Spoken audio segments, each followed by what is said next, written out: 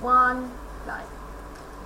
Okay, good evening ladies and gentlemen, and welcome to this, which is the third of our debates here at LSBU on health and social care. I'm Professor Warren Turner, and I'm Dean and Pro-Vice Chancellor for Health and Social Care here at LSBU. The LSBU debate series aimed to explore in depth both sides of a contemporary argument facing our sector. We hope that by drilling down into the issues on both sides of the argument that we'll learn more about it, clarify our thinking and move just a step closer towards improving our sector. Tonight we're debating the motion this House believes that a follow-on nursing and midwifery strategy to compassion in practice will have an impact in practice. I perhaps should say at the outset that both of our panels here I've been asked this evening to present one particular viewpoint. That might be quite different to their personal, private viewpoints, but wouldn't make for a very interesting debate if everybody agreed. So we have asked for both sides of this motion to be debated thoroughly, and that will give us the best at the end in terms of opportunity for challenge and questions. So I'll introduce our speakers. Our speakers this evening are proposing the argument and in support of the motion, Jane Cummings. Jane is Chief Nursing Officer for England. She's worked as a clinical nurse, specialising in emergency care, before moving into general management, where she held a variety of clinical and managerial roles, including Director of Commissioning, Director of Nursing and Deputy Chief Executive. She joined NHS England from NHS North of England, where she was Chief Nurse. While in the North West, Jane developed the Energise for Excellence nursing programme, from which compassion in practice evolved. Jane is Chief Nursing Officer for England. Welcome, Jane.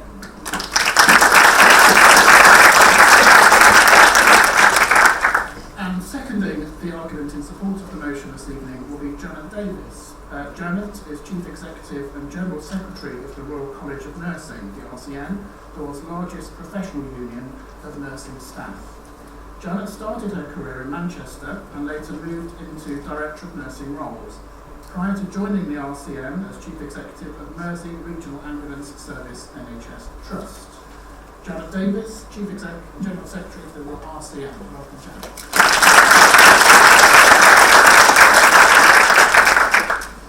Opposing the argument, and therefore debating against the motion this evening, will be Elaine Maxwell. Elaine is Associate Professor here at South Bank University, is a registered nurse and has worked in hospitals and as a health visitor before moving into quality management, and then Director of Nursing roles before undertaking her PhD and moving to an academic post.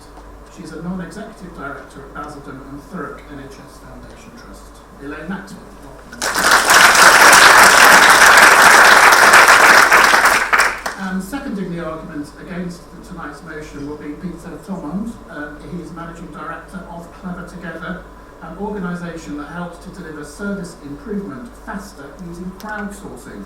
He has a PhD in disruptive innovation and innovation management. Welcome, Peter Thomond. So the format for the debate this evening will be that each speaker will have a maximum of 15 minutes to make their argument, and this will be followed by opportunities for questions from the audience tonight, here in the room and via Twitter. If you're following the debate using Twitter or via the live stream and you want to make a comment or indeed ask a question to any of the panel at the end, then please use the Twitter hashtag LSBUCIP. That makes sense to any of those of you out there using Twitter. And we'll do our best to put a selection of your questions to the panel after they've made their arguments this evening. Once all speakers have spoken, and in fact before the debate, we're going to have a vote. We're going to start off with a series of questions in a minute. You should all have a voting pad, and we're going to ask the questions at the end of the debate to see whether the debate itself has changed your views. So I'm going to hand over to Leslie Bailey now for the voting process. Leslie. Okay, so hopefully you've all got one of the handsets. So everyone managed to get one? Alright, so this is the first question we're going to ask you to vote on. The national strategy promotes consistency in standards of care for nursing and midwifery across England. So if you could use your voting pads to vote on that.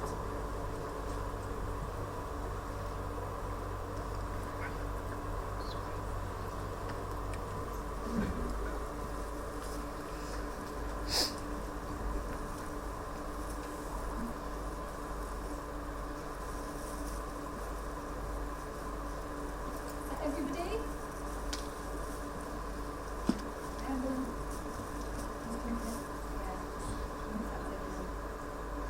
Okay, so that's the result of the first one.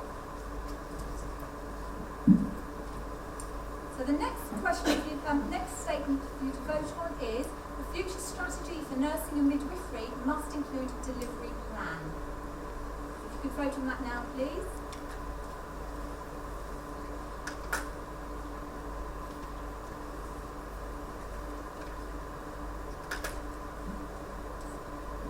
Okay, I think that's everyone. Okay. Third question. Statement. A future strategy for nursing and midwifery in England will have no impact unless resource implications are tackled.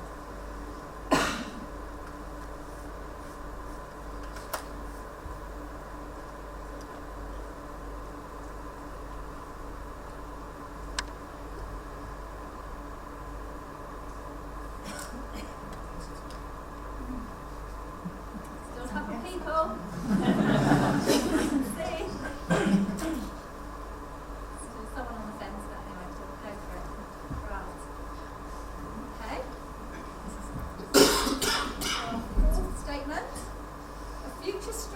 Nursing and midwifery must include a plan for evaluating impact on practice.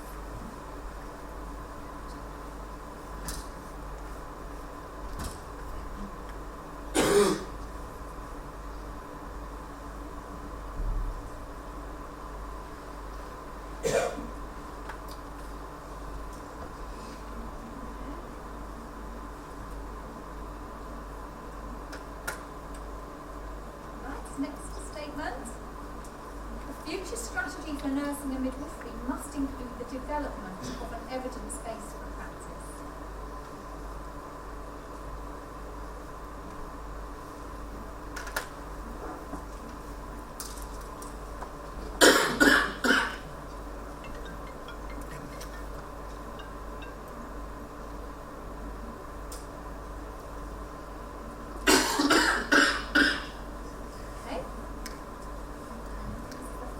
Statement. Local strategies for nursing and midwifery situated within local contexts are more meaningful than a national strategy.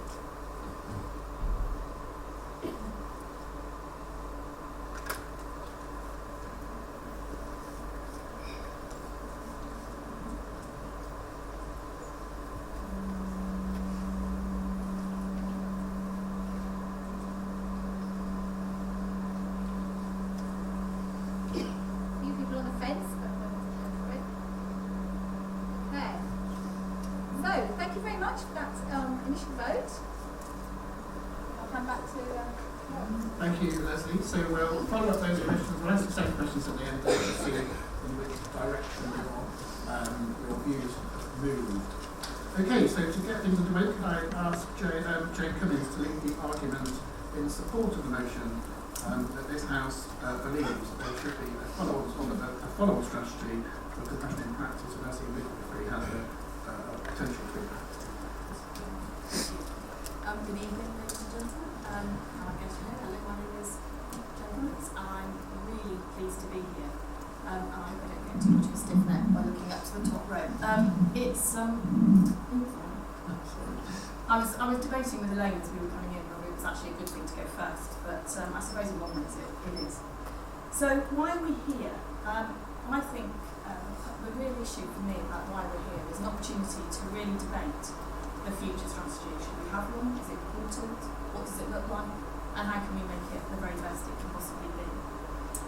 As the CNO for England, I was appointed in 2012. When I arrived, we were in the run-up to the Francis reporting, and some of the comments and some of the discussions I had with nurses and midwives before I applied for the job and in the 6 months after, was that people were really crying out for something that gave them some sort of national focus, some sort of national leadership, something that they could actually, something that was tangible that they could grab hold of, and they could say, this is what I do, this is what I'm about, this is how I can improve, this is how I can deliver an improved sort of care and an improved working environment. And so we published the first strategy strategy, compassionate practice in December 2012 quite quickly.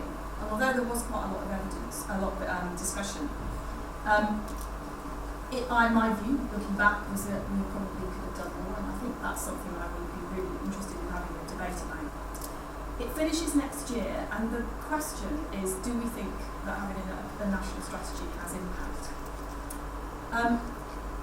My view of looking at the impact of compassionate practice is that it does. Not everybody agrees with the 6 C's that we put in place at the time, but what they have done in a lot of places, I think, is really harness people's views. They've actually been able to give people the opportunity to describe what they do. They've been able to support people to make the changes that they want to make locally. And I get a lot of feedback from people saying that they like it. Now, I'm also quite open to the fact that not everybody agrees, and I think that's, we would be a democracy and we wouldn't have 600,000 nurses on the NMC register if we didn't. But the 6 C's and the action areas that we had in the first strategy have made a difference, I think. We created the role of caremakers, and I think in terms of impact, seeing some of those people, we've got 800 at the moment, but actually talking to them about what difference it's made to them, how they've been able to articulate what was important about compassionate leadership and compassionate care locally, has really, I think, made a significant difference. And the point about it is that these were at the time frontline staff. They were people that did all sorts of different jobs, but students were newly qualified, and now they've expanded into a much wider remit. So what have we done around impact? What's really made a difference? We've had things like the cultural barometer published. People that have used the cultural barometer have said it's made a big difference. They've been able to look at culture both within teams and between teams. They've been able to identify cultural issues that spread across the workforce, not just nursing and midwifery. We've also done some, the London region did some work on compassionate leadership, looking at what did the research show you about compassionate leadership, what did that mean, how could it be improved. That's been published and is out there, and people have used it and said it's made a real difference. We also did some work around developing leadership and put 10,800 nurses through leadership programs. Have they made a difference? Feedback from them is that it has. The impact that some of those nurses have been able to make on frontline services, they say have been able to make a difference, and they've been able to evidence that through their local organisations. So what next? We're in a position now of thinking about, should we have follow-up? And I wanted to say right at the very beginning that it wasn't an automatic decision to say yes. And again, this is something that I think would be useful to debate. So my personal view is that having a strategy gives people a national framework, it identifies key themes, it looks at what we can do nationally, regionally and locally and individually to really make a difference. But we asked the question, should we have one? And a really good example of that was at the RCN Congress earlier on in the year, where we had about 450 people that gave us comments and thoughts and views. Overwhelmingly, the view was yes, they wanted it. They wanted to see it, they felt it made a difference, they felt it had an impact. But the best way of delivering that, I think, is subject to quite a lot of debate. So it's about how do we truly engage, how do we truly understand how to deliver that in the best possible way, and how can we measure the impact. And it was interesting seeing some of the questions that we had earlier. I also think that as we move forward, in order to make a real difference and to have that impact, we need to think differently about what that should look like. So in the past, strategies used to be a document. So it would be a document that would be written and would be put on a shelf. Actually, we're in a different place now. We're talking about this being live web stream, we're talking about there being a Twitter debate. For me, this is about thinking differently about what it should look like. So how can we make that impact? In my view, it needs to be something that's interactive, it needs to be something that anybody can dip in and out of when they want to. It needs to be something that we can really clearly use social media and to have that massive impact on it. I've got nearly 23,000 followers on Twitter. What can I do that can actually engage with them?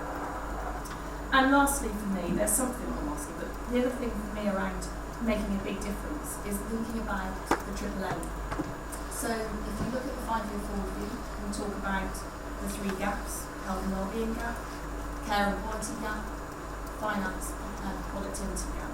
If you look at the AAA that's been worked on by IHI in Boston over many years, they talk there about having 3 aims. One is to improve outcomes, so to improve health outcomes, improve quality of care. The second one is to improve the experience, and for me, the improving experience links to both staff and patients. And the third one is to do that and use your resources to make the best possible way. And you can't do anything without all 3. So for me, I'm absolutely clear that a nursing and midwifery strategy can have an impact in each of those 3 areas, but we need to do all 3 and not just cherry pick all of the other. And I will just tell you, I think, before we move on, I will just tell you where we've got to with some of the themes. So where do we think, from listening to views from people around what the impact will be? The biggest issues for us are around how can our professions add value? You know, with the biggest workforce, we have an opportunity to employ 5 days, 7 days a week. What can we do to add value? And that's about adding value to people and individuals. It's about adding value within communities, and that can be communities that are public communities, or it can be communities of us as professional groups.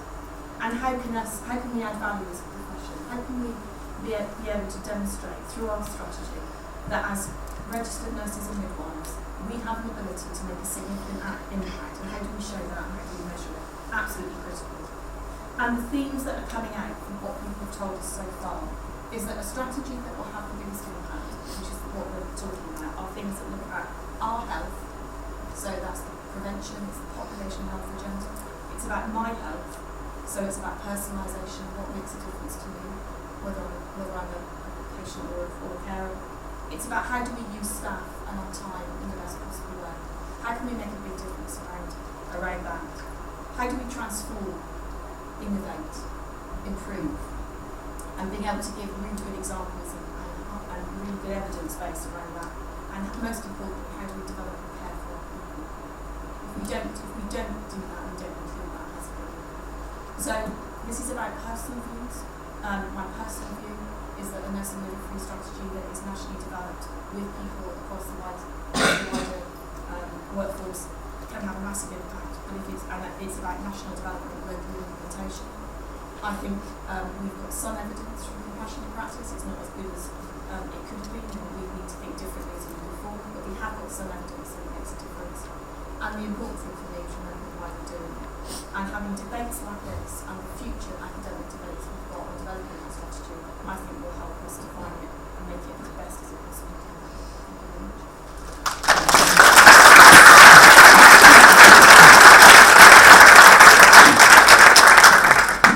Okay, so I could now ask Elaine Maxwell to read the documents opposing the motion. So I agree with all the aspirations that James outlined, as I imagine everybody in the room does. And I feel quite passionately about the unique contribution that nurses and midwives make to people's health and well-being. And I agree that we all need to work together, and I agree that that needs to be coordinated in some sort of way. But stating your ambition and your intent is a long way from executing it successfully in practice. And that's where I take issue, is whether we actually know how we can implement such a strategy. And history shows us that implementing nursing strategies is much easier said than done. So in the 20 years, from 1993 to 2013, there were at least 6 Chief Nursing Officer strategies for nursing midwifery. And they all covered similar areas, compassion and safety. Now, some people in the room won't be able to name all of those strategies. Anybody can name all of them? And those who do remember some of them might want to reflect on just how successful they've been. So I have looked for a formal evaluation for each of these strategies, and I can't find any formal evaluations, and I'll come on to evaluation later. But I thought that what I would do was take one element from each of those 6 strategies and consider how successful they've been at sustaining significant impact in practice.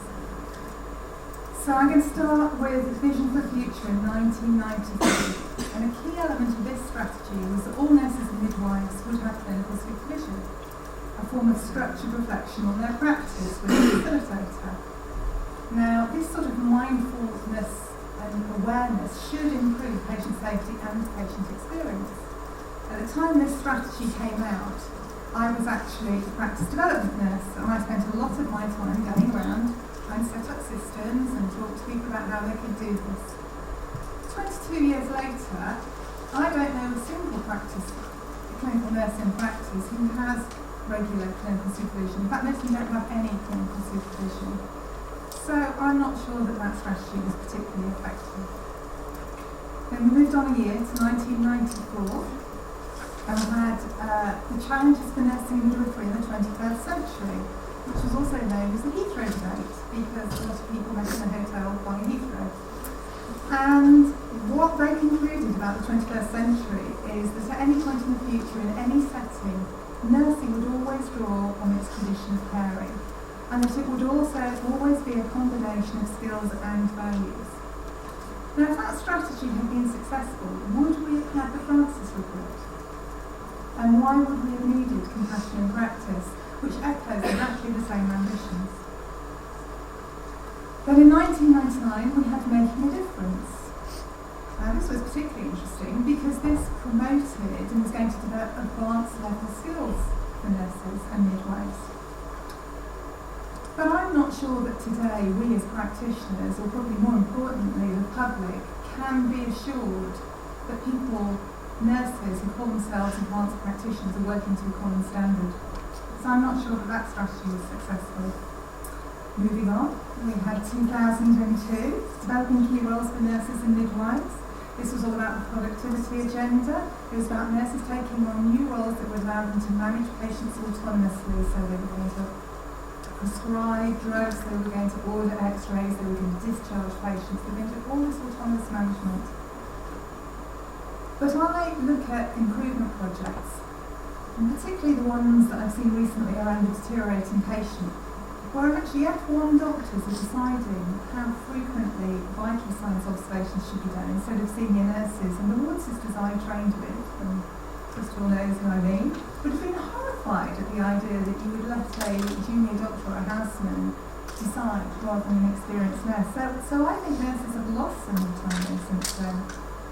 Then in 2006 we had modernising nursing careers. So this was going to develop the evidence base for nursing because we were going to have clinical academic careers.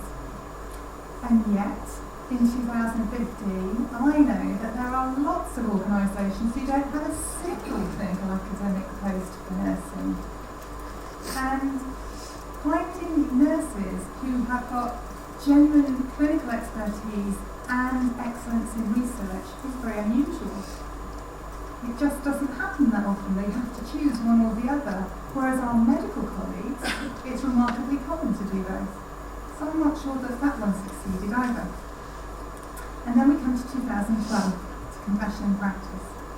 Now, as I've already said, I agree with all the intents behind it. I think most of the people in the room would. I think it's a pity because I think the meat of the strategy, the action areas, have been somewhat overshadowed by the 6 C's. And I have to talk about the 6 C's. It was subject to the previous debate here at LSBU. What I'd say is it's a very Marmite type component of the strategy. On the one hand, we have people who are very enthusiastic, almost evangelical about them. And these people believe that actually promoting these values directly leads to the right behaviours. Diametrically opposed to that, there are people, and I might be one of those, who've been a little bit negative and almost cynical about them, thinking that it's a rather simplistic approach that fails to understand or consider the many intervening variables that occur between having a value and demonstrating the behaviours. I would go so far as to say that I think that devalues nursing skills and knowledge, and it's almost taking us back to the idea that nurses are born, not made. 6 C's are very well known within the profession. It is true that almost all nurses and students can tell you about the 6 C's. I can't always tell you what they all are, but they know that there are 6 of them. And people outside the profession can tell you what they are as well. But actually, if you ask them what the action areas are and what's been done in their organisation around the action areas, they struggle quite a lot. So I think compassion in practice has suffered a little bit from the 6 C's. The good elements have perhaps been lost a bit. So has compassion in practice met its aims? Well, as yet, I haven't seen a formal evaluation of its impact on patient care. James talked about how how nurses feel about it, but I haven't seen anything about patient care. So the CQC State of Care report that was published on the 15th of October might be a useful barometer for this. And in it we see that only a quarter of trusts, 26%, were rated as good or outstanding for safety. And less than half of them, 41%, were good or outstanding for being responsive to patients' individual needs. 43% were good or outstanding for being well led. We get slightly better for effective. 66% of trusts were good or outstanding for being effective. On a central theme of compassionate practice caring, 95% of trusts were good or outstanding, and that's great. But the question I'd ask, is it okay to be caring but not safe, responsive and effective? And I don't think it is. So I would conclude that the 6 nursing strategies in the last 20 years have all failed to make a significant impact on practice. And we might want to think about why that is. So I would have to say that I would oppose the notion that a follow-on strategy will have an impact in practice unless we do something different. And I think that is we have to have a clear evidence base and we've got to have a robust implementation plan. I think those are the 2 things that we're missing from all those strategies. The aims, ambitions, fine. So I have raised concerns in a number of places, as some of you will know, about the evidence base around enhancing compassionate care. Now, I can't disagree with each of the 6 C's in principle, but that's the point, it's in principle. And the lack of explicit evidence about how these 6 C's are applied in practice and how you make sure you can use those in practice, this lack of evidence about how we use them has led some to a fairly extraordinary view that the problem with care in the NHS is that nurses have the wrong values. Now, I don't know of any significant research that has elicited what the values of the current registered nursing workforce in England are, so I don't know where this idea comes from. All I know of is the concept of values-based recruitment, and as far as I can see, that isn't at all evidence-based, and it seems to be done differently everywhere. The people who have this view seem to think that the solution to our problems is to recruit people with the right values, whatever those are. And I think, as I say, I think this does a disservice to all the nurses who are out there working really, really hard, and midwives, in very challenging circumstances. Because I believe there's a big gap between values and behaviour. Lots of things can happen in between to make a difference. So what I think we need is an evidence base about how you maintain compassionate practice in suboptimal conditions and how you actually help people to apply those values in practice. And in that way, we would achieve compassionate practice rather than simply describe it as an aim. Now, coming on to implementation, as Jane has said, compassionate practice harnessed the enthusiasm of initially students and then others as caremakers. And some people know that I have a view on that as well. James talked about the fact that people who do these roles feel very positive about them, but I'm not sure what impact they have had on patient care. And I'm not actually clear what role they were supposed to play in embedding this strategy in practice, or how they were supposed to do it, or what training they were given to do it. I don't think that just chanting a mantra will bring improvement. And I feel that a lot of people got very excited about the 6 C's as a good thing, but got a bit confused about what they did next. So I think we need to understand how we engage the whole workforce and what we actually want them to do. I think the strategy will be unsuccessful unless we think about implementation skills, and that means practice development skills, whether we have equipped all these people, all these caremakers and everybody else with the skills to make a change if it's necessary. Now, I also think they need protected time to do that, and I know that everybody's going to say that isn't going to be at all possible in the current financial climate. But I think the NHS really needs to understand, as business indeed does, that sometimes you have to invest to save. So the strategy's got to look at that. Now, nursing and midwifery is a broad church, and a single national plan cannot possibly address all the various settings that it was undertaken in. So I think a national strategy needs to produce principles which guide the development of local plans which meet local needs and mean something to the individuals who are providing direct care, while still being congruent with what's being developed in other parts of the system, so you still get a consistent patient experience. And I think the local implementation plans have to understand that they are happening in a dynamic environment, which means that you have to calibrate your plans. So you need real-time feedback about what's happening, whether it's having an effect, not just whether people like what they're doing, whether it's making things better for patients. This means that nurses are going to have to harness technology to get the data to find out what impact they are having, and in that way we can become a sensitive to operations, high reliability organisation like oil and nuclear and aviation industries. That would aid us to focus not on what might go wrong, but ensuring high reliability of the conditions that make sure things always go right. And we can adapt when things aren't quite how they should be before we have failures in care.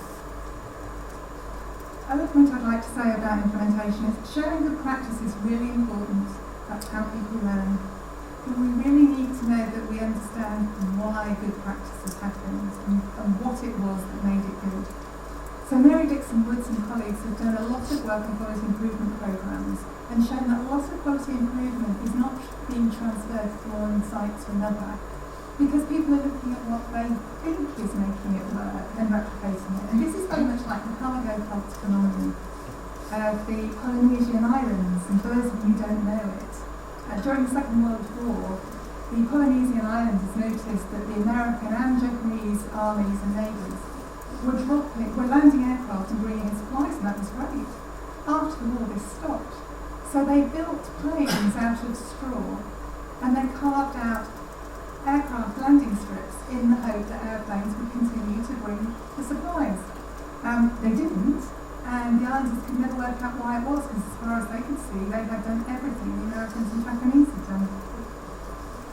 So we need really robust evaluation of what people are doing, so that we understand how implementation happens and why it works, not just descriptions of what people have done and what they feel about it.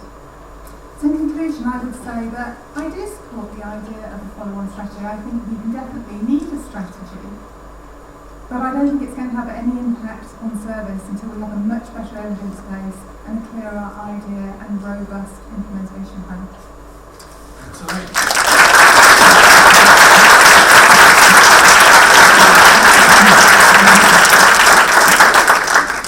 I now invite Janet Davies to second the motion in support of the strategy. Thank you very much. First of all, I'm as old as Elaine, in fact I might be older, and I remember all those strategies and those documents. And I have to say, I was a bit disappointed that you only saw the negatives in them, because I think they've come a long way. And I think a lot of those things, I could name a positive that has happened for every one of your negatives. Sadly, I haven't got them in front of me, so I'll just have to remember. But we do have nurse prescribers, we have many people working at advanced level. We have nurse consultants, which were also in one of those. We've got revalidation just about coming in, which came from one of the early strategies. And I see many examples of autonomous practitioners all around the country. So we've come a long way, and I feel a bit more positive than maybe you do about some of those strategies from people of old. So I just wanted to look at what is strategy and why should we be supporting Jane in developing her new strategy. Why should we have one? Does it matter at all? Classicists, and I suspect Peter isn't one of these crowdsourcing, which doesn't sound very classical, but they teach us a rational process of long-term planning, and actually it's vital to securing the future. So without a long-term plan, we don't know where our future is, we can't secure it. And it actually enables us to do that planning that then achieves that strategy. And it also, which is very key, links and is explicit to the economics to achieve it. And that may be where we have to think as we move forward, because that is something we don't always think. So where are we going? What is it we're trying to achieve? Will we really be able to do it? Will we be able to organise to enable the difference to be made and actually to have a real impact on service? Is it actually in our power? Why are we bothering to talk about it? And the other thing is this about the future of the profession, or is it a toolkit for practice? And which one of those will have an impact? So, looking at compassion in practice, it gathered an awful lot of momentum. It seemed to successfully engage newer nurses and students, and in particular those people who could see get energised by that whole concept, and actually it seemed to talk to them. It seemed to reach those people. And I've actually seen some great examples of clinical nurses in practice using it to refocus their care. And in many ways, it was perhaps right for the post-Francis time. And we mustn't lose that momentum. It was there, and the pride it generated. But I'm also aware, as Elaine has said, that the 6 C's were added to quite often by others. There was quite a number of 7 and 8 C's. And confess, some of you in this room had extra C's that you added to that strategy. I know some of you are guilty. And the most destructive one being cynicism, which I think I myself was hurt to add every now and again. So there's no doubt that the focus on compassion as the headline, while may be necessary and actually was very honest. For the first time, I think it was really honest, but it may not have done us any favours externally.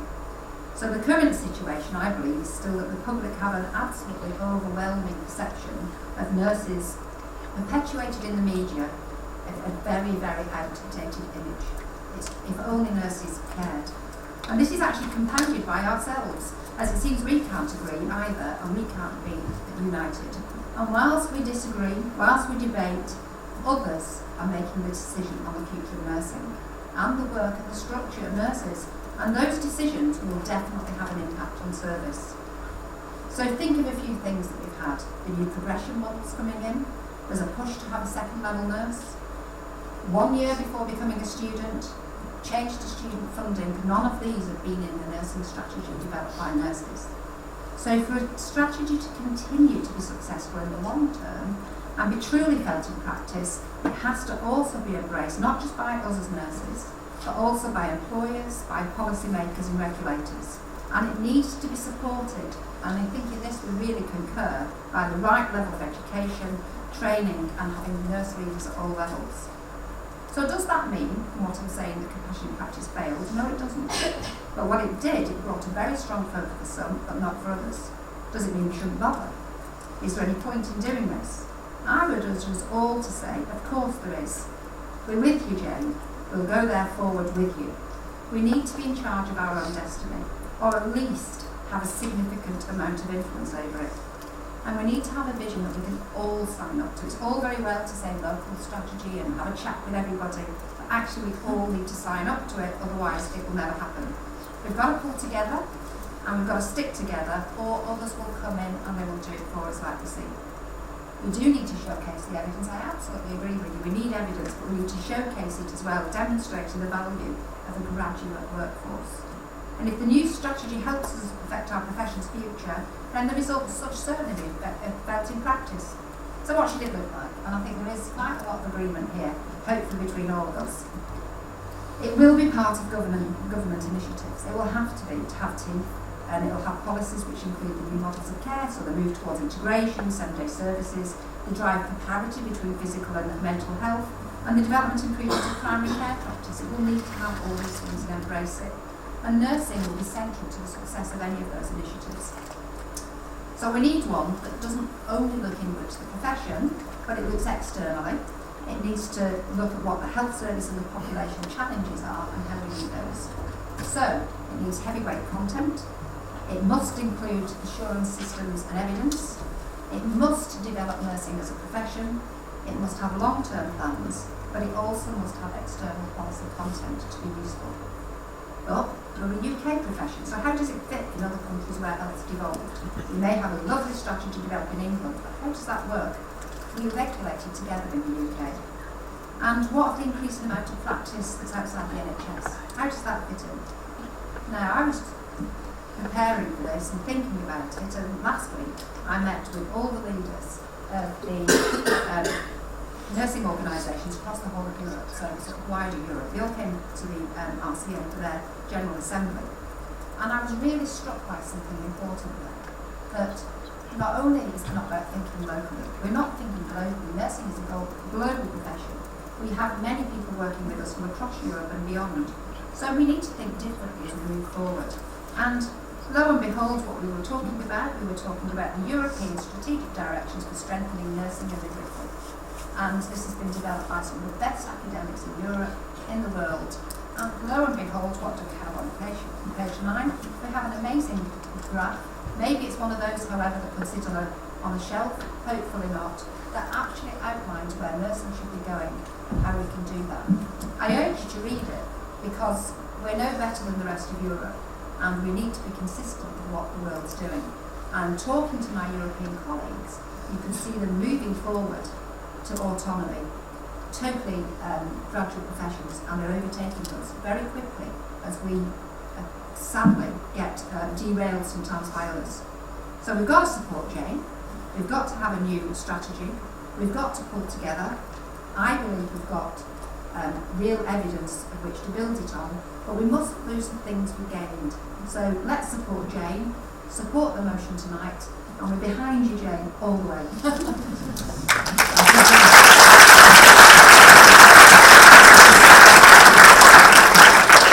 Thank you, Jenna. And finally, this evening, can I now invite Peter Thomond to second the opposition to tonight's motion? I'm going to cover up with you a little bit. This is a reach, is that right? Okay. To say I'm mildly intimidated following 3 incredible women is an understatement, but I'm going to give a go. Firstly, thanks Warren for hosting the session and for inviting me to take part in tonight's debate. So it's a real honour. My name's Pete Thomond, I'm Managing Director of Clever Together. I'm here today with sort of 2 hats. One was as a chap who's 80% of my work is within the NHS and helping great leaders to genuinely listen to their people and helping great people to be heard in order to devise strategies for change within the NHS. And my other hat is really I'm a recovering academic. And I say that with the greatest of respect, of course. In the sense that I'm sort of one of these people that's addicted to evidence and addicted to the notion of impact and addicted to measurement and that academic rigour, and I think that actually that's quite often missing from the consulting work. And so that's just want to set out the context a little bit. My colleague Alex has often started sessions with our clients saying it's better to debate a question without settling it than to settle a question without debating it. And he's not in the audience, so he'll be delighted that I'll quote him when he's not here. But I love that statement, and that's the reason why I'm here this evening. Actually, if I'd been invited to sit on the foresight, if I had been invited to sit on the foresight, I'd have been delighted to do that too. Because I think the purpose of debate is to sophisticate our belonging to the world and to further our knowledge. So tonight I'm going to draw from my experience and evidence in 2 places. Firstly, from the field of writing and evaluating strategies both in the private and public sector. And in that area I've done a lot of work within the NHS, but also with organisations such as big high-tech organisations, manufacturing organisations, design agencies across the world. And secondly, from my work with my academic hat on, if you like, and where I actually used to teach, and I still guest lecture on MBA programmes and EMBA programmes around managing innovation.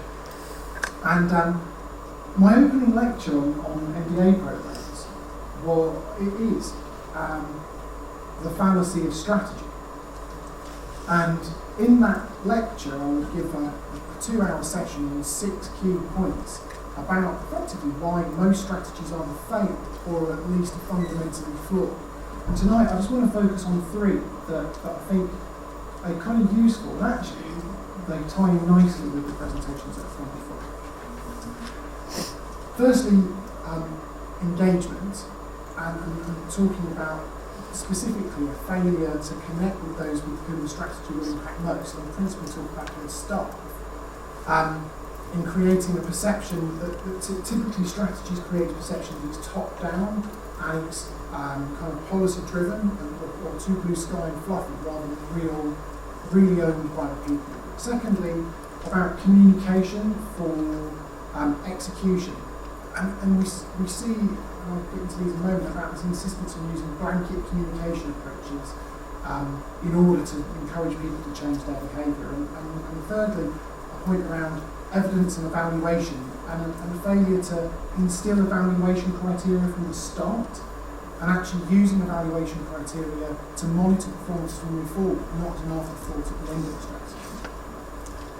So in doing so, I'm going to share these 3 reasons why I believe a follow-on strategy in any sector can fail to have an impact enough. My intention is not to point a fault, but to facilitate this debate. But before I do anything else, I want to run a quick experiment, if I may. I'm going to go slightly off piece. Could I have a show of hands from the audience? And forgive me, those people filming, you're not going to get this, I'm sure. Who here wears one of those devices or has on their phone something that tracks their movements and their activity levels? Can you put your hands up? Don't be shy. Okay, so, wow, that's quite a lot of you. So maybe keep your hands up, please, if I may. Now keep your hands, so it's about 2/3, would you say? Yeah, roughly? Yeah. So keep your hands up now if you've had that activity monitor more than 6 months. Okay, so there's still 50%. Okay, so I've got a couple of questions. If you grade 50%, keep your hands up. Come on, don't be shy.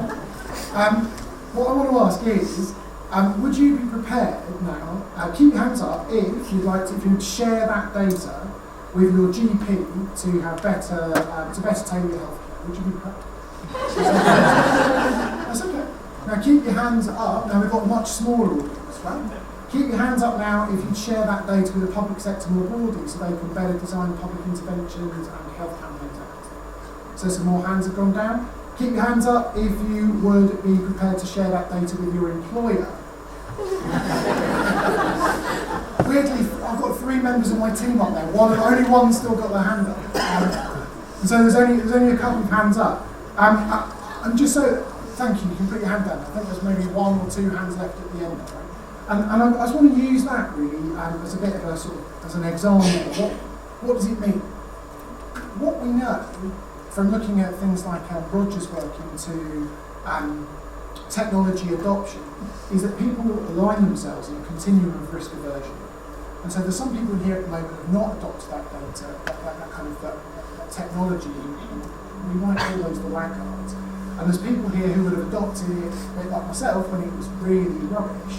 And I was happy to use that technology when it was only half working to make it work for me. I'd be one of those innovators. And there's a couple of people at the end, and I'm grateful for you, sir, for keeping your hand right up. You and I are clearly the innovators, where we'd be happy to share that data because it can help us, but also help others. And so what we see is this continuum of risk aversion that exists when presenting new ideas. New technologies. It's the same with new ideas. When we have a new idea in a strategy, there's people who adopt, who are the innovators. There's the early adopters, the late adopters, and then there's laggards, and then there's those who just don't adopt at all. And maybe what you described, Elaine, about the 6 C's or the champions of these strategies, there's something inside that, this adoption curve. So what does it mean? How is it useful, that frame for tonight's conversation? Well, what we know from our work and from the science is that the process of engagement is a means by which we can not only create more robust strategies, genuinely listening to opinion, but if done effectively with using really great feedback, we can compress the adoption curve. So actually we can create significantly more adopters, innovators and early adopters by stealing them away from being late adopters or even laggards. We can compress that adoption curve. True engagement can do that. The challenge is that most people, when they write strategies, don't genuinely listen. It tends to be a bit of a top-down dictate. And true engagement, what I mean by that, I want to be really clear, it's about hearing, understanding and acting, having the right channels in place to genuinely listen to the 600,000 nurses and midwives is a big, big challenge. Genuinely then demonstrating how that data is understood and genuinely acting upon that is really hard at times. And then being able to evidence all of these things is critical. So engagement will compress that curve and give a more robust strategy. And genuinely engagement is not delivered by our examination data. What this story also tells us from the hands that went up and went down gradually is that for my friend up there in the red jumper, I keep pointing at him, sorry, who was the innovator around the digital technology that we might wear, and we'd be delighted to share that information. We'd only need a very light touch encouragement to start sharing data, and communications to us to adopt more technology, to use that would be really easy to do. But you use that same communication approach with you and I, or those who would be willing to share their data with doctors even, use that same communication to encourage adoption to those who are not yet adopted, and they would get really turned off by using new technology. And it's the same with ideas. So we need to think about our populations of people that we're trying to influence, and think about our innovators, our early adopters, our late majority and our laggards, and create ways of communicating with these people in different ways to bring them on the journey with us. And the challenge we have quite typically with strategy is that it's done in this standard one message in a cascade approach, and it doesn't work. It creates real naysayers, it creates cynics, it really annoys people. So we've got to think about that. And I was delighted to hear you say, Jane, that in this new, this era, we can have a communications approach which creates a platform for change, and that's music to my ears.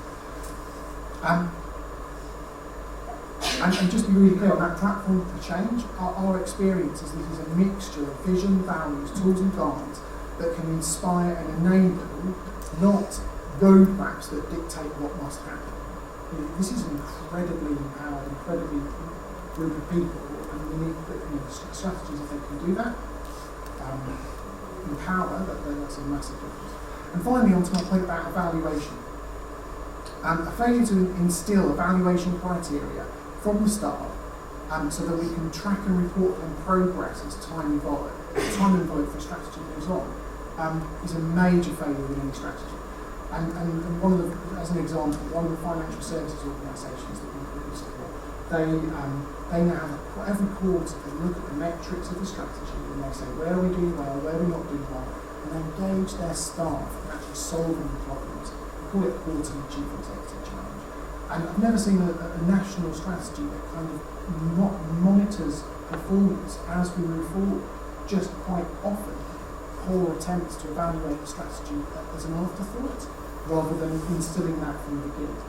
And where I want to end, because I'm sure it'll take a bit more time than I was invited to, but where I was going to end is that looking at our data at Play Together, we recently mined data from 12,233 people that shared 92,577 data points about leadership in the NHS.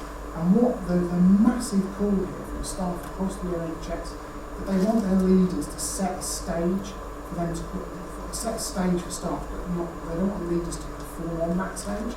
Staff genuinely want to be taken on a collective journey. They want to co-create vision, they want to co-create values. They want clarity on what the end goals are and objectives are, and what they want is they want to know how to co-create visions of how those objectives actually play out for them as professionals, nationally, locally, in their organisation, in their team, but there's also individuals. What does this mean for them? And they also want people management that inspires, and they want to feel that their voice has impact, which means collaborative decision making. If we get those things in there, with great evaluation, with great engagement, and really smart communications, then maybe I could sit on that side rather than this side tonight. But I think I'll just leave it for now. Thanks, Peter.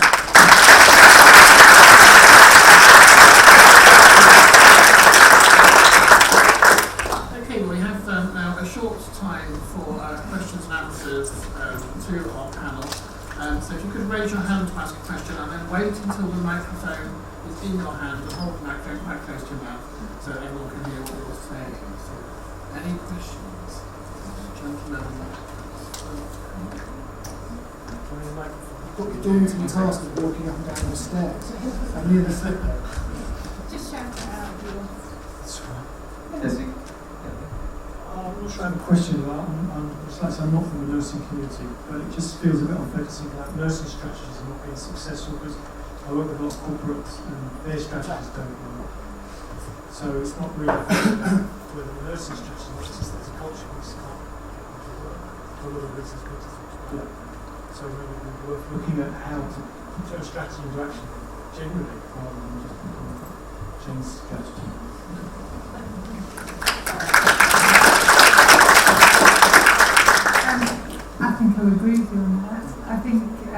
what we were trying to look at today specifically though was how we would have to change the nursing strategy to make it effective, because I think everybody in the room would like to see all the ambitions in compassionate practice be implemented. And so take your point there that implementing strategy is generally difficult. So thank you for that. It's an interesting point, and I think one of the ways we approached the last strategy was just trying to think very carefully about what could we do that would make a difference to make it work better. And I think we've learned quite a lot of lessons over the last 2.5 years. But one of the things we talked about, was really clear about, was this: I didn't want this to be a strategy that sat at the top, and it was something everybody else was responsible for implementing. And so we really specifically tried to work on something that has. So what can we do nationally?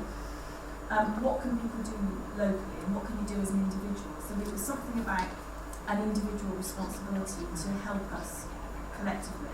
This was about collectively trying to implement it, and I think that did make some difference. But as I said, we've got quite a lot of lessons, I think, and one of the big ones for me was being better at evaluation up front and being clear about how we're going to evaluate it. And I think that's a lesson that we've learned, and something that we're planning for the investment as well as a lot of reference people. So I think it's something for me about being everybody's responsibility and not assuming that, as the chief nurse of England, I'm going to wave a magic wand and it's all going to be okay. This is about the profession working together to actually make sure that we do deliver what people want and what's the right thing to do. Jane? Yes, lady. Susan. I think one of the challenges that we have with centrally developed strategy, which has been alluded to by a number, and rather than strategy that's developed by a much more effective way or an understanding of engagement, is that depending on who's perceived as the owner, is that you start compromising on things that are in the strategy. So Janet already alluded to the fact that we're speaking about revalidation and all the strategies, and today we hear that that might be that step on that. The evidence-based and state staffing, and there's potentially a back step on that. So I think one of the ways of perhaps having a fresh think about a new strategy is to embed it, anchor it so much within the profession that it gives others less ability to make us compromise.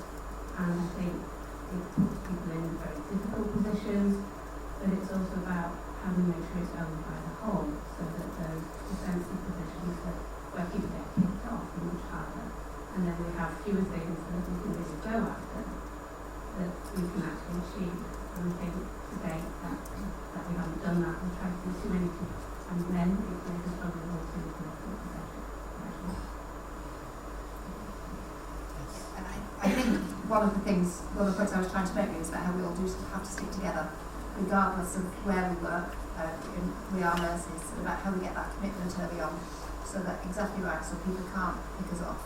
Because as long as we're in disagreement and we're not sticking with each other, then somebody else will come in and find those cracks. So we've got to be able to professionally disagree at times. We've got to be able to have those open arguments. But I absolutely agree with you. We need to own it ourselves. I think revalidation is a really good one. I think we have actually got that shift now. Maybe, but it's from external, but I think within the profession there does seem to be very much a move, I think. I haven't been to an event where revalidation has been talked about with practitioners for a long time, where they're seeing the negatives. People seem to think that it's inevitable, and those people who've been doing it are reporting back quite positively on what that's doing to them. So practitioners might have moved on. I know there are other things at play still, but I do think there's been that shift, and we need to go with it. And as long as we all say, oh yeah, but, that's when it comes in. We do have to start working together on taking it forward, I think. Take another question. There's a question right over here. Right over the side here. Sorry.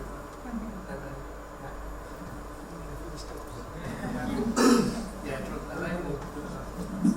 So I just wanted to carry on from Susan's point that The difficulty about whose strategy it is a really important one, because Jane works for NHS England, which is the commissioning body for NHS services, and so it is framed within, it was a point actually that Janet made when she was speaking, and the aspirations of the profession might well be different from the aspirations of NHS England.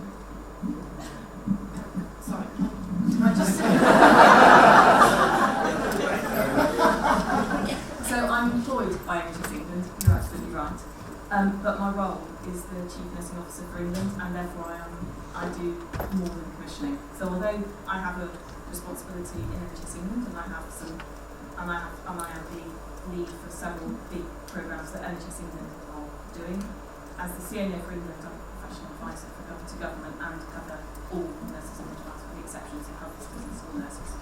So it's slightly bigger than just commissioning. Just before you go on, just on that basis then, this is coming back to the engagement challenge. If you have a real deep engagement across all the relevant professions, it's owned then by the profession, not owned by, and with the greatest of respect, it can feel like it's owned by civil servants, which is now, by some, but actually I know that's not how you treat it. No, but that's perception. Exactly. Right? Perception or narrative can often be truth. And so I think if actually people are empowered to feel they own it, then that's the shift. Absolutely. Thank you. Next question. Good evening, panel. My name is Leonie Bennett. I'm an RPN and also the inventor of Nursing. My question really to Elaine. Elaine did touch on it, but when measuring the impact of these strategies, do you take in regard to the service users' views? Do you take those into account? Yeah, absolutely. And I think it's back down to what are the metrics that we're looking at. So when we set up compassionate practice, we talked a lot more about, so what do people say? Do people say they're treated with compassion? I think in spring 2013, about 64% of the people said in the NHS they're being treated with compassion. By the time we got to 2014, it had gone up to 74%. Or 73% rather. And actually, Ben Page, well-known Ben Page, actually was put up on stage in front of a big audience and said, we thought that was partly down to the 6 E's in the compassionate practice strategy.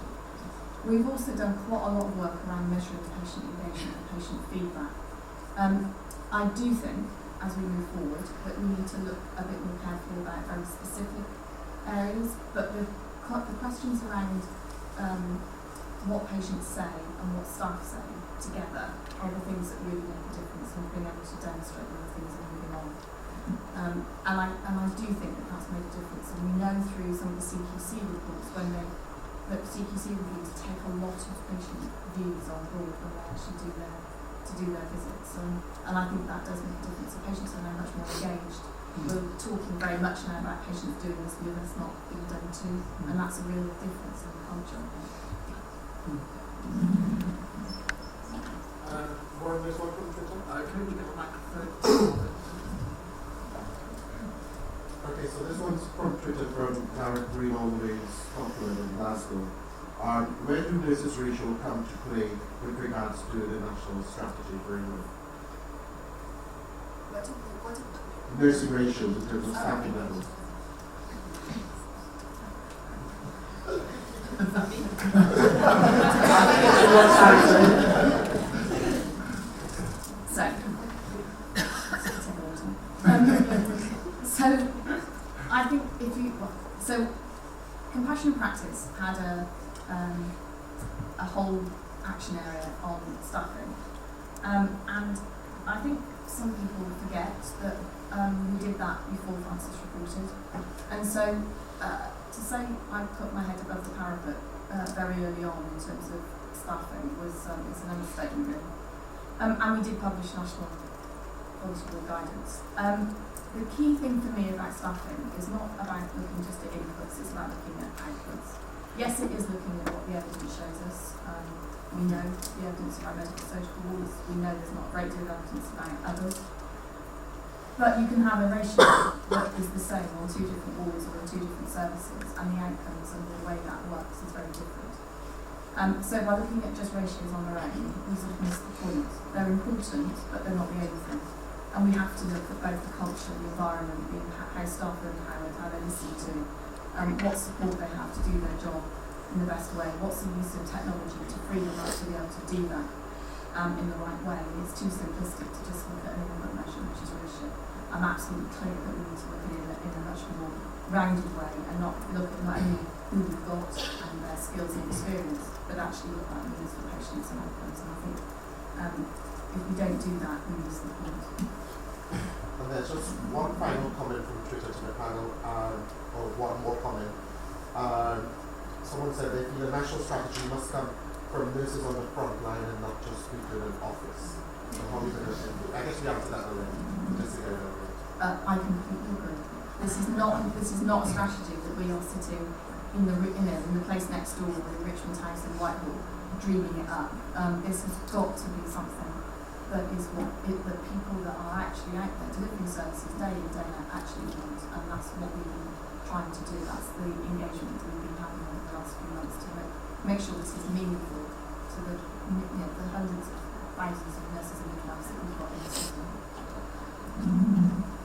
Just on that last point there, whilst the microphone's being passed over, where was it going to go?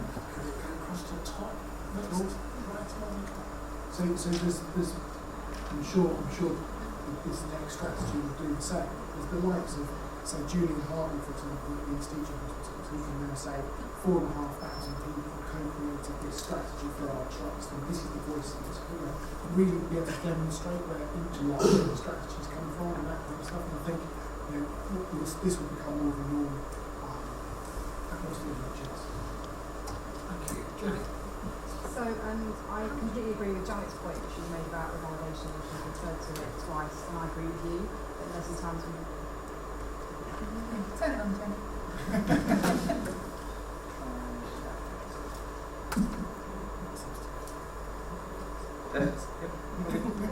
Thank you. So I completely agree with your point you made about validation, that there's sometimes we completely support the continuing professionalisation of nurses and improving their practice taken by reflection. The point I think was alluded to earlier was that Jane made a comment about supporting the Francis recommendations, and I think that nursing strategy looking at those recommendations made by Francis really sound. The validation is one of them. Today we've written a story on nursingtimes.net that suggests that the validation is being very backed on a bit by NHS England, who have not told Scotland, Wales, and Scotland, Wales and Northern Ireland, have not told the NMC that they are ready to introduce the validation. And my understanding is that they're asking for 2 year delay, and in the meantime it will be a voluntary system of the validation, so that the registrants will have to revalidate, but NHS England knows they will not have to support them, or NHS England next time will to support them for this one. That's the reason I'm listening to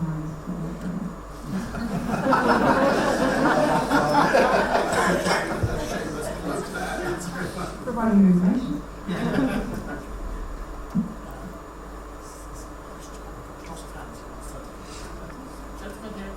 Sorry, I'm making you run away.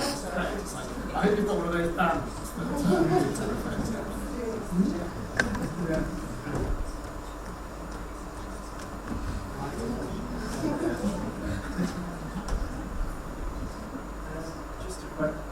Just a question for Janet. You mentioned it briefly in the point,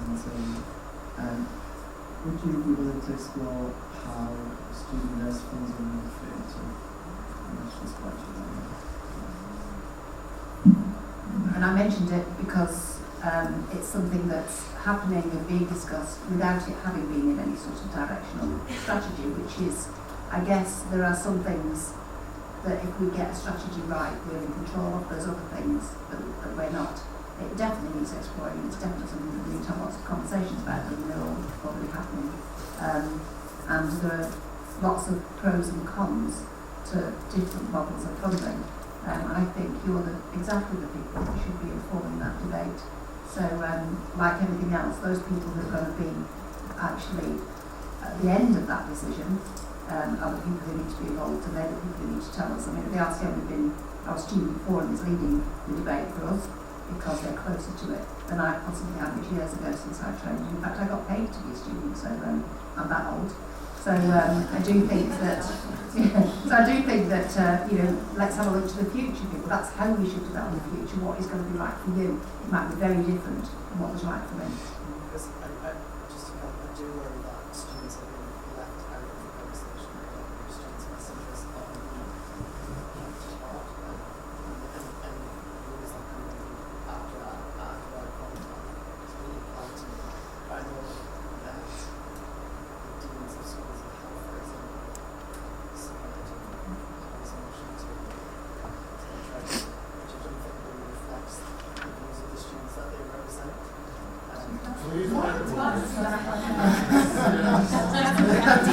As a dean, you're absolutely right. The Council of Deans and actually, not quite right. The Council of Deans and Universities UK put a joint paper together to inform, as evidence to support the spending review, which listed a number of options for future student funding on the back of the fact that there isn't enough money currently in the system to meet the cost of training student nurses, midwives, and health professionals. It's actually not true to say that they proposed a move of funding from one place to another, or that students should pay fees. That was identified as one of the options in the paper, but everyone seems to assume that's the only option that's being presented. There are a lot of options in the paper, but the longer term, we need to have more sustainable I'm not happy, I'm not comfortable as a dean to propose that the £1 billion or so that is currently tied up in supporting student nurses and midwives and other health professionals is removed or taken out of the health budget and put elsewhere. I personally think that's the wrong thing to do. I can't imagine any other professional group offering up £1 billion and you're right, we do need to make sure that whatever comes out of that process doesn't disadvantage or turn off anybody from becoming a nurse.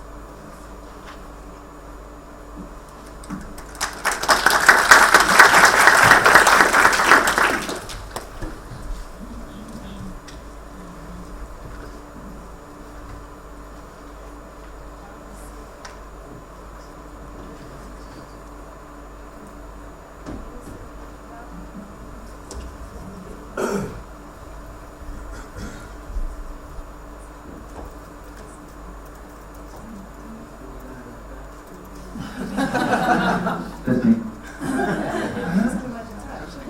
No? Maybe? Yes, my name is Elaine, as Minister of Council. I'm totally in support of Cummings' strategy, but is the way the strategy is going to be implemented and measured is very crucial. And also, it'll be interesting to see how values will be added into the nursing education within the strategy. But my question is this strategy focused? Who are the main focus group? Is it the nursing or just midwives? Because from our point of view, I think we're leaving out some very important members of the team, HCAs, healthcare assistants, because I think they play a very crucial and important part in patient care. And so this strategy also incorporate this member of the team, because I'm just thinking I will make sure that everybody, the whole team is incorporated and included in the strategy.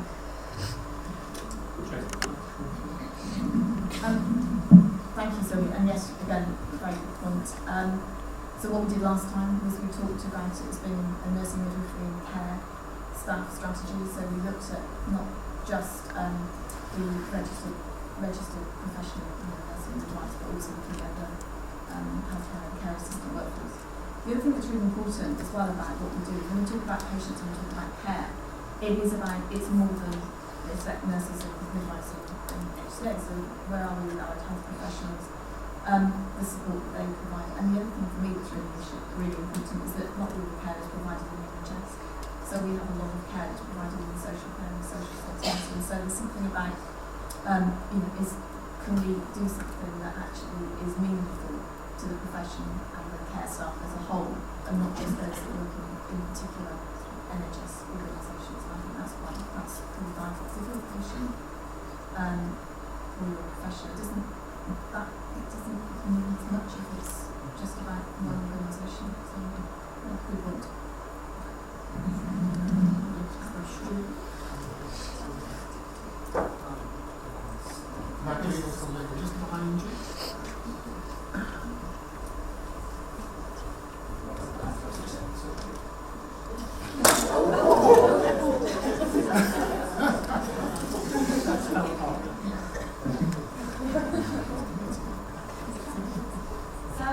strategy on a national basis, local basis, whatever, is there any use in having a strategy when there's the amount of cost cutting measures, everything else is hardly within the profession? It's great having a piece of paper, but how do you clean the presses without the money there, without the time to spend with patients, without the time to care? Sorry.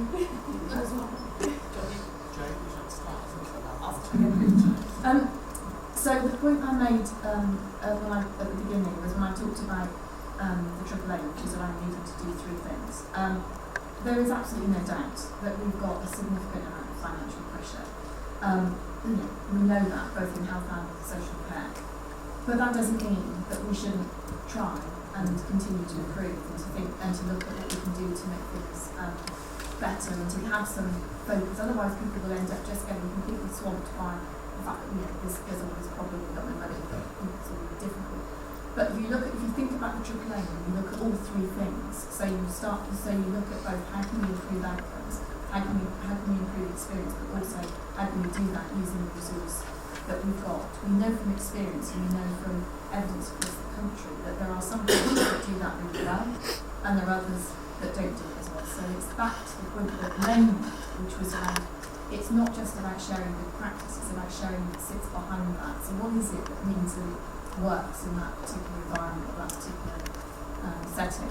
How can we use technology? How can we reduce bureaucracy? How can we make sure that this other staff we've got around us can actually enable us to do the things that actually, as a professional nurse or midwife, that's what we were there to do, that's what we should be doing, that's how we do it best. So there's no magic wand, there's not a huge magic pot money.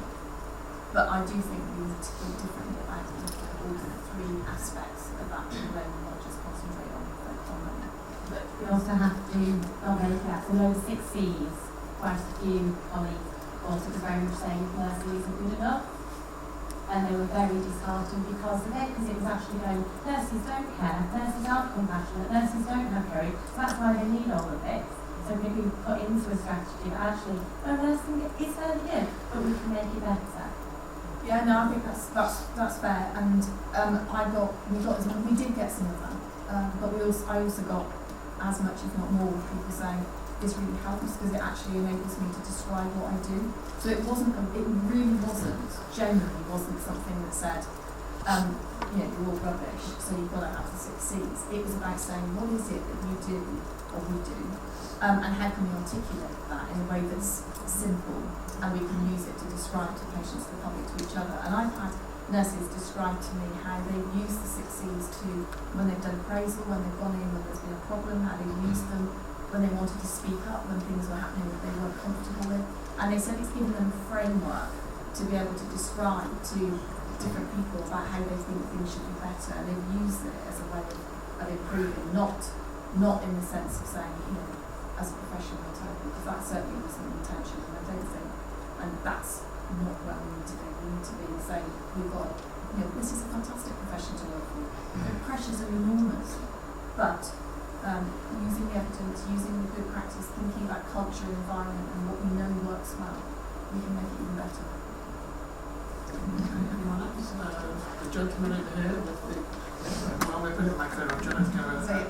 I just wanted to add to that actually, that if we've got the evidence and we're reviewing the direction that we're wanting to go in, if that evidence is showing us that we're not providing what we want to, and we can actually throw a spotlight on the consequences of either the poor financial situation or the way in which things are being managed, then actually that gives us an awful lot of power, having that evidence to change things. So a strategy is really important because actually we do know where we want to be. If we don't know where we want to be, we can just sit there and say, well, it doesn't matter because actually this is the way it is. Actually makes us challenge the way it is and actually challenge from a position that you're describing. And it enables us to use that advocacy to lobby, to change things, because we've got the evidence to prove it. It's just that we're very careful on how it is delivered, but how it's very much presented to both the public and the professionals. Okay, so Peter, I want to respond to that. Well, yeah, I felt the 2 points in there. One was about resources, and the other was about the values-based approach was divisive. On the former, we conducted some research outside of the NHS, an international comparison of how firms do and don't innovate, and it's relevant because what we see is that actually it's not about resources, it's about resourcing a nurse. And I don't mean that to be pointing to people, not suggesting people are not resourceful. What we see is that firms that have got real clarity about where they're going and where they're not going, leaders who actually empower and respect their staff, leaders who enable their people to step forward and have their voice and ideas heard. It creates a system in which people actually get engaged in a whole different way. And so with the same resources, they can get 10 times more value for every pound you put into innovation than a business that fails to get those things in place. So actually this brings us back to the importance of a strategy by providing that clarity, but also strategy at a local level and within your own organisation. So actually my genuine belief is, based upon the evidence that we see, is that that clarity can provide a resourcefulness in a whole different way. And I think the data will back it up if you look at the likes of right care and these sorts of guys who are looking at the differences between performance in different areas. You can see the same amount of resource being used, but we've still got variance in terms of quality. Why is that? Well, actually, quite a lot of that can come down to clarity of mission, clarity of purpose, clarity, and inclusiveness.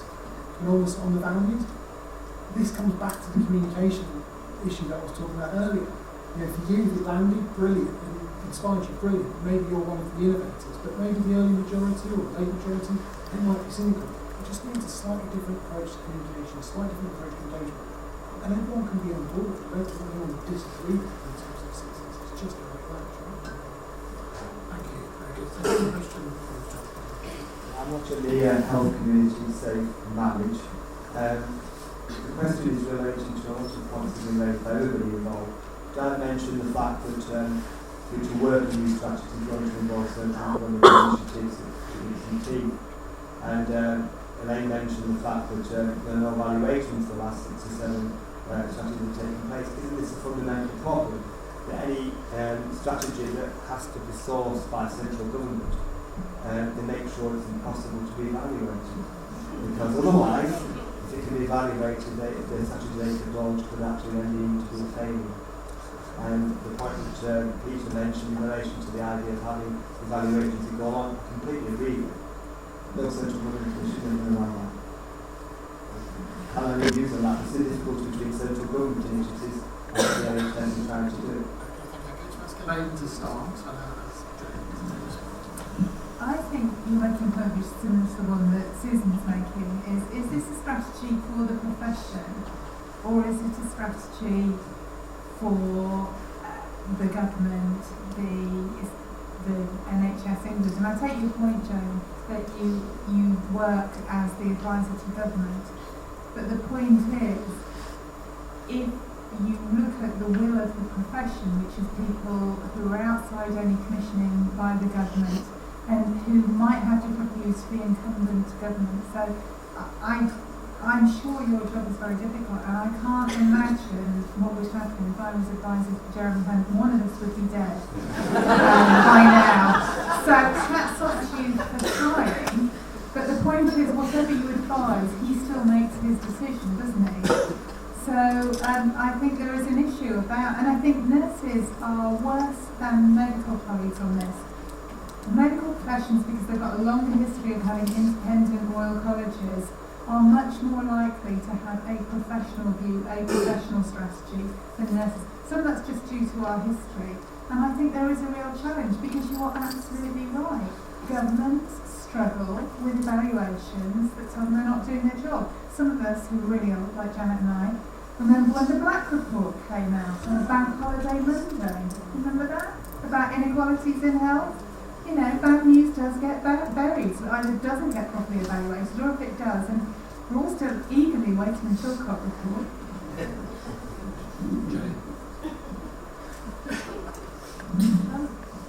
And I think this is about, my personal view is that this is about a strategy for our profession. I think Susan's point was very well made in terms of making sure that we set something up that we can measure and we can evaluate that we can do it.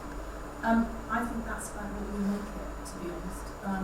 You know, and I think that's what we need to stick to our values and stick to what we think is the right thing to do for our profession, and then make sure that we get that out and it's not, it will not be a strategy that is published by NHS England. It will be a strategy that's published by, the combination of health. This is about the NHS and hopefully social care joined together to publish something.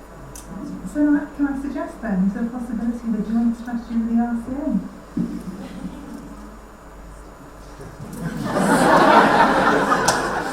We hope we're on the same side tonight. Exactly. And we are continuing to work with the RCN in terms of development. So part of some of our debates, discussions, academic debate, etc. So absolutely.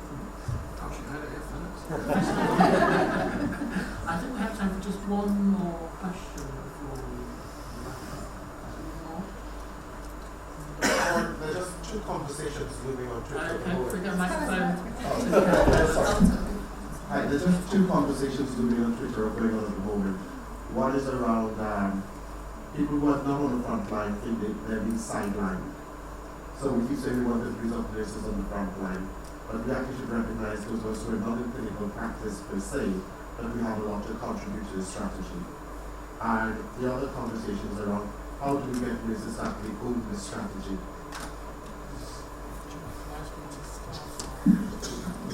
I think it's nurses everywhere, and I think it is about us all pulling together no matter where we work, and everybody's got a really valued input into this, I think.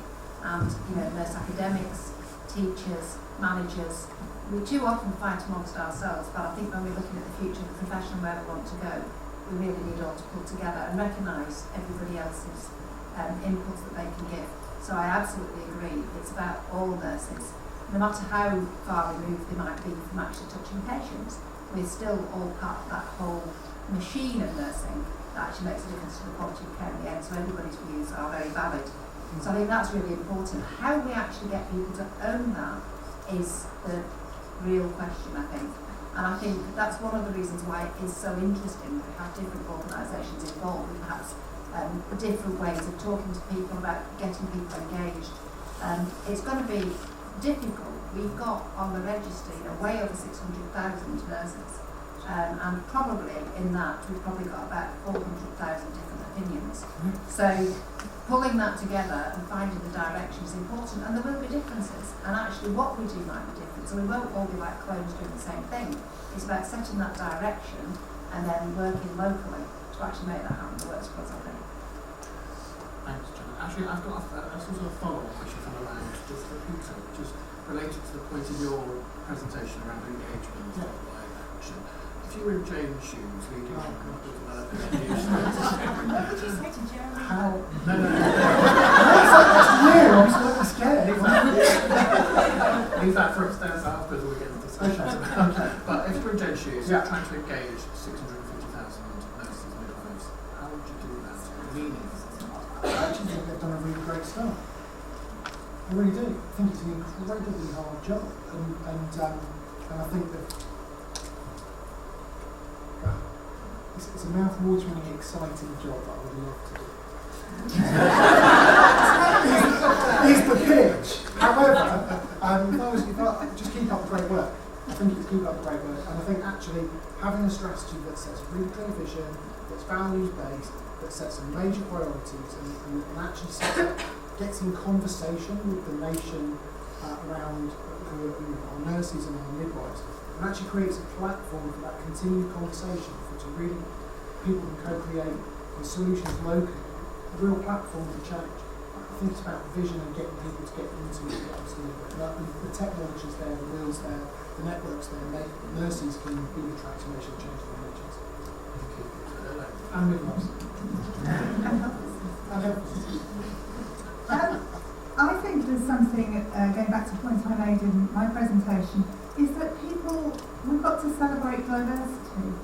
So within that whole family of nursing midwifery, there are people who do very different jobs, and the solution will be different. We haven't got to try and get everybody to sign up to one approach. And so I think the answer for the people who are not direct care givers is that they should work themselves. If you work in education, what should the strategy for nursing mean for you in education? If you work in practice development, what does it mean for you in practice development? If strategy, working quality improvement, an area that actually has been very heavily directed by medical staff recently. When I was Director of Nursing, quality was always the Director of Nursing's responsibility, but now it's the Medical Director's responsibility. What about nurses who work in quality improvement? How do they bring the nursing agenda into that? So I think we should celebrate the fact that they're all different and allow them to have different versions of their strategy. Okay, Elaine, thank you very much. I think that just about wraps up our debate this evening. We're going to return now to those voting questions that we started with right at the beginning. We vote to see whether or not the dialogue and debate this evening has changed any degree. So can you get your voting pads in your hand? Leslie will go through that process one more time. Okay, is everyone ready? Okay, so same questions as before. I'd like to vote on that one, please.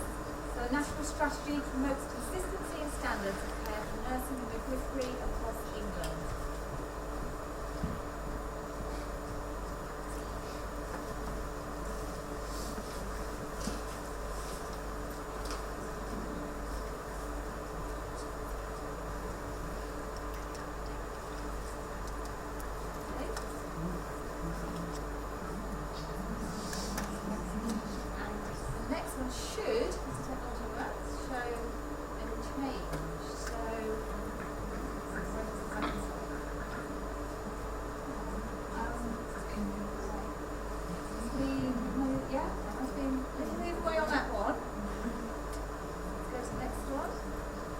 The future strategy for nursing and midwifery must include a delivery plan.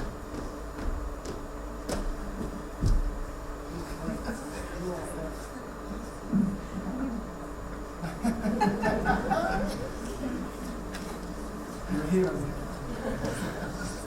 Sorry. A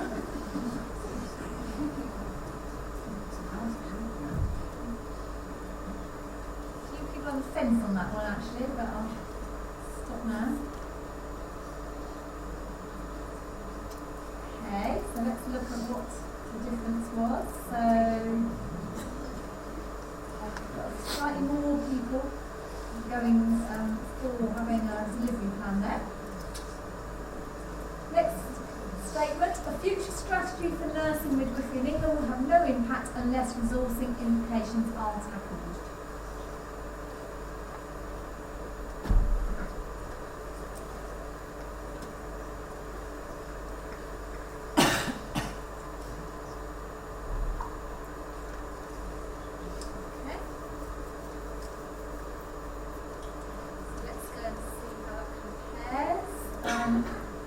So again, very slightly more people supporting that one this time.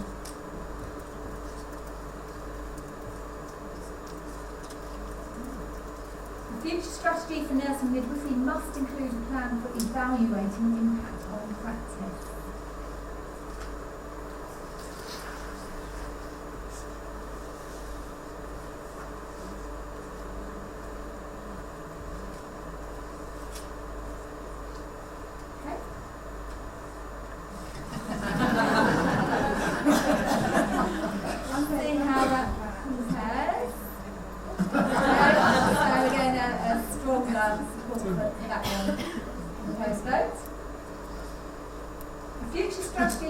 Midwifery must include the development of an evidence-based full practice.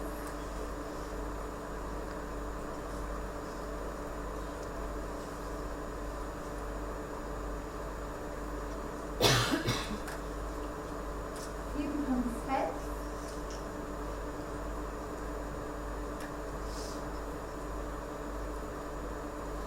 Okay, that's as good as it gets. Right. Again, let's see how that compares. Again, slightly stronger response post-debate. And local strategies for nursing and midwifery situated within local contexts are more meaningful than a national strategy.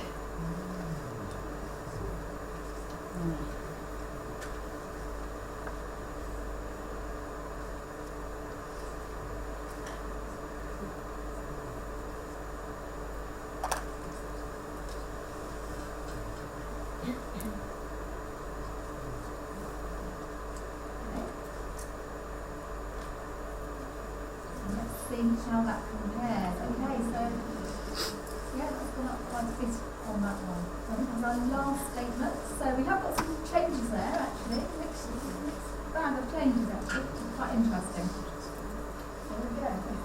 Great, thank you, Minister. Excellent. So thank you all. I hope you found that a really useful debate. It's at least started this conversation. I hope it's been of interest to all our panellists this evening. It just now remains for me to thank our panellists, to thanks to Jane Cummings,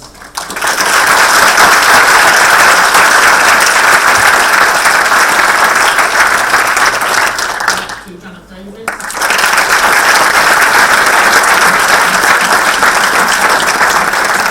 Elaine Maxwell,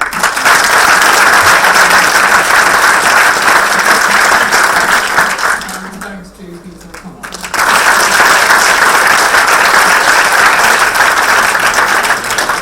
Thank you to all the people in the audience this evening who asked questions, and to those on Twitter who tweeted them in to Calvin to put them on their behalf. We hope that's helped the live debate throughout the evening. I should say drinks are served on the mezzanine level upstairs, so please do join us up there, and thank you. Good night.